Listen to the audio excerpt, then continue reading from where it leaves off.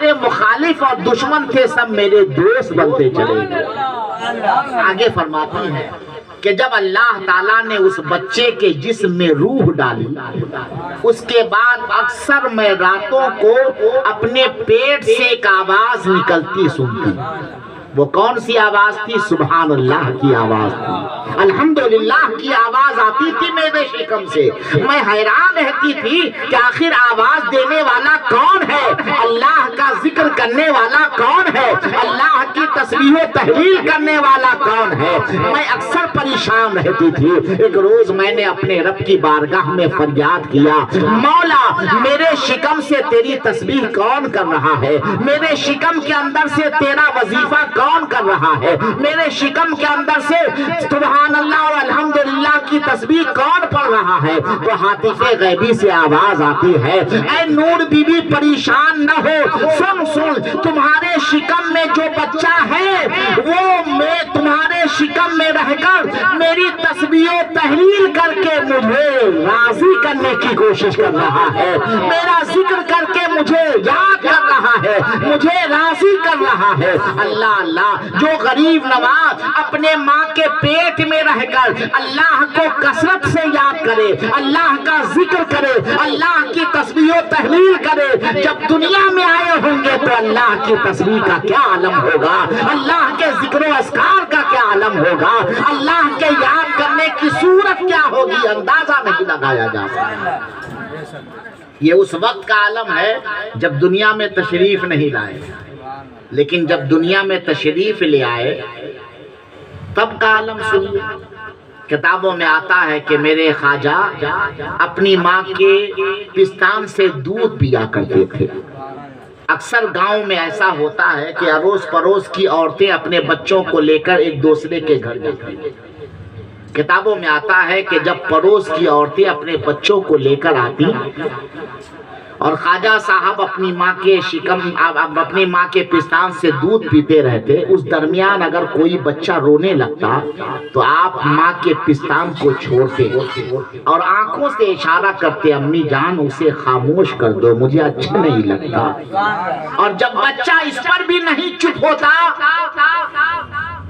بچہ خاموش نہیں ہوتا، دوسرا بچہ اور زیادہ رونے لگتا، تب عطائے رسول اپنی والدہ کو اشارہ میں فرماتے ہیں کہ اس بچے کو آپ اپنا دودھ پلا دیجئے تاکہ بچہ خاموش ہو جائے۔ کتابوں میں آتا ہے کہ جب میرے خواجہ کی والدہ دوسرے بچے روتے ہوئے بچے کو اپنے گود میں لے کر اپنے پستان سے دودھ پلاتی تھی تو بچہ خاموش ہو جاتا تھا، رونا بند کر دیتا تھا۔ اور کیسے نہ بند کرتا، ماہ نور بی بی سیدہ جو تھی، آل رسول گلشن فاطمہ کی پھول جو تھی، نبی کی لاڈلی پیاری جو تھی، پتا چلا کہ میرے خواجہ بچپن ہی سے غریب نواز ہے۔ یہی وجہ ہے شاعر کہتا ہے کہ غریب آتے ہیں در پر تیرے غریب نواز، کرو غریب نوازی میرے غریب۔ یہ میرے خواجہ کے بچپن کا عالم ہے۔ اور تھوڑی سی عمر بڑھی، ہمارے اور آپ کے بچے اور ہم لوگوں نے بھی بچپن میں باہر نکل کر بچوں کے ساتھ کھیلا کرتے ہیں، جو بچے جس مزاج کے ہوتے ہیں اس اعتبار سے۔ لیکن واہ رے میرے خواجہ، آپ جب بچوں کے درمیان آتے تو کھلتے نہیں، بچوں کو نصیحت کرتے، یہ کیا کر رہے ہو، اللہ کو یاد کرو، سبحان اللہ کہا کرو، الحمدللہ کہا کرو، یہ مت کرو، اپنے رب کو راضی کرنے کی کوشش کیا کرو۔ جب خواجہ کی اس تبلیغ کو بڑے لوگ سنتے تو آپس میں مشورہ کرتے کہ اتنا چھوٹا بچہ ہو کر شریعت کا اس قدر حامل ہے اور اپنے رب کو اس قدر یاد کر رہا ہے اور دوسروں کو بھی اس کی طرف مائل کر رہا ہے، جب جوانی کے عالم میں آئے گا تو اس کا عالم کیا ہوگا، اس کا مقام بڑا بلند ہوگا، اس کا مقام بہت بلند ہوگا، یہ بہت پائے کا ولی گزرے گا، یہ بہت پائے کا ولی ہوگا جو بچپن میں بھی اپنی زندگی کو شاندار گزارتا ہوگا۔ حضرات، آپ علماء کرام سے سنتے رہتے ہیں کہ میرے خواجہ کے ہاتھوں پر 90 لاکھ لوگوں نے کلمہ پڑھ کر ایمان کی دولت سے خود کو مالا مال کیا۔ میرے خواجہ جو ہندوستان تشریف لائے تو کیا لے کر آئے؟ میرے خواجہ نے ہندوستان میں ایسا کیا کیا کہ 90 لاکھ لوگوں نے کلمہ پڑھ کر خود کو ایمان کی دولت سے مالا مال کیا؟ تو دوستو میرے خواجہ نے وہی پیش کیا. کیا وہی؟ اپنے نانا جان کا مشن، اپنے نانا جان کی فکر، اپنے نانا جان کا کردار، اپنے نانا جان کی تعلیم. کون سی تعلیم؟ تو یہ نہیں دیکھا کہ آنے والا کافر ہے یا مسلمان، بھوکا آیا اسے کھانا کھلایا، پیاسا آیا اسے پانی پلایا، پریشان حال آیا اس کی پریشانیوں کو دور کیا، چاقو لے کر آیا خواجہ کی بارگاہ میں تو خواجہ نے اخلاق پیش کیا. یہی تو میرے خواجہ نے کیا ہے جس سے آج ہم دور ہو گئے. ہمارے زبانوں پر خواجہ کے نام کا نعرہ تو ہے لیکن میرے خواجہ کا کردار نہیں ہے، میرے خواجہ کی فکر نہیں ہے، میرے خواجہ سے اب خواجہ سے سچی محبت ہمارے دلوں میں نہیں ہے. ورنہ خواجہ سے سچی محبت ہوتی تو خواجہ کے کردار کو اپناتے، خواجہ کے اخلاق کو اپناتے، خواجہ کی فکر کو اپناتے. آؤ اپنے خواجہ کا کردار تو دیکھو، اپنے خواجہ کا اخلاق تو دیکھو. میرے خواجہ کی بارگاہ میں ایک مذہبی پنڈت آتا ہے اور آنے کے بعد کہتا ہے اے سلطان الہند میں آپ سے مناظرہ کرنا چاہتا ہوں. اللہ اللہ، مناظرہ!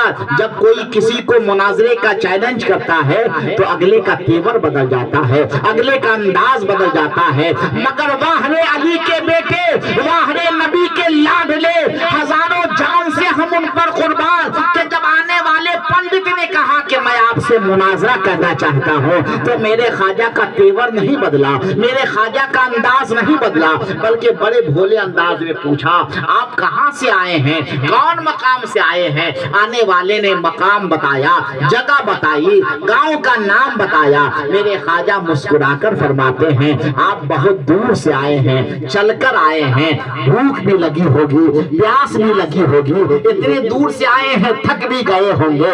ایسا کیجئے پہلے منہ ہاتھ دھو لیجئے، بھر پیٹ کھانا کھا لیجئے، اپنی پیاس بجھا لیجئے، تھوڑی دیر آرام کر لیجئے، وقت بہت ہے، باتیں ہوتی رہیں گی، گفتگو تو ہوتی رہیں گی. واللہ میرے خواجہ کی ان باتوں میں کیا تاثیر تھی کہ آنے والا مناظرے کا چیلنج کیا تھا، اب مناظرہ نہیں کر رہا ہے، خواجہ کے قدموں پر سر رکھتا ہے، کلمہ پڑھ کر مسلمان ہو جاتا ہے اور کہتا ہے خواجہ مناظرہ کیسا؟ کلمہ پڑھا دیجئے، ایمان کی دولت سے مالا مال. یہ ہے میرے خواجہ کا اخلاق. آج ہمارا اخلاق کیا ہے؟ آج ہمارے اخلاق سے اپنے خوش نہیں ہے تو غیر کیا خوش ہے؟ جب میرے خواجہ اجمیر کی دھرتی پر تشریف لائے تو وہاں کا جو بادشاہ تھا پرتھوی راج، جسے رائے بھٹورا بھی کہتے ہیں، خواجہ سے بڑی تکلیف تھی اس کو. اور ایک بات ہمیشہ یاد رکھیے کہ اہل اقتدار کو، اقتدار والے کو کردار والے سے ہمیشہ تکلیف رہی ہے. اقتدار والا